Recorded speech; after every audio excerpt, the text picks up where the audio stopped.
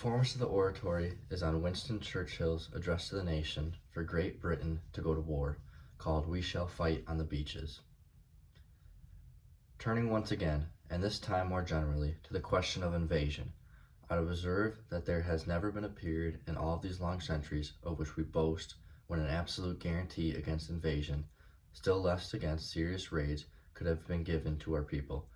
In the days of Napoleon, the same wind which would have carried his transports across the Channel might have driven away the blockading fleet.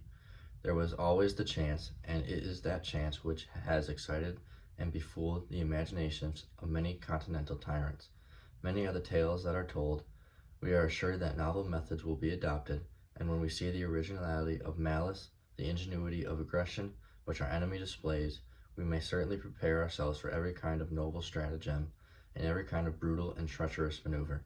I think that no idea is so outlandish that it should not be considered and viewed with a searching, but at the same time, I hope, with a steady eye, we must never forget the solid assurances of sea power and those which belong to air power if it can be locally exercised.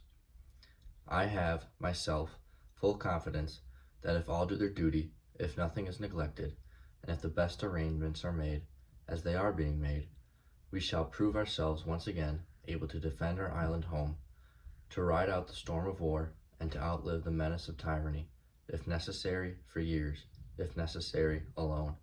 At any rate, that is what we are going to try to do.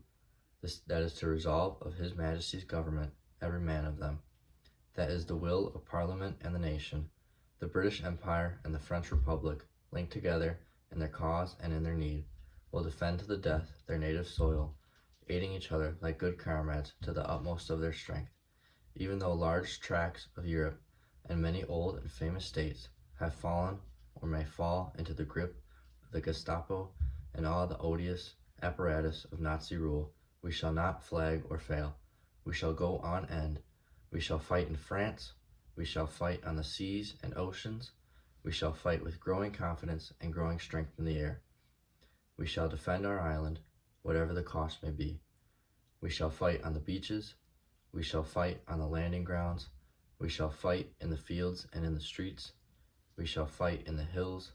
We shall never surrender, and even if, which I do not for a moment believe, the island, or a large part of it, were subjugated and starving, then our empire beyond the seas, armed and guarded by the British fleet, would carry on the struggle until, in God's good time, the New World, with all its power and might, steps forth to the rescue and the liberation of the Old.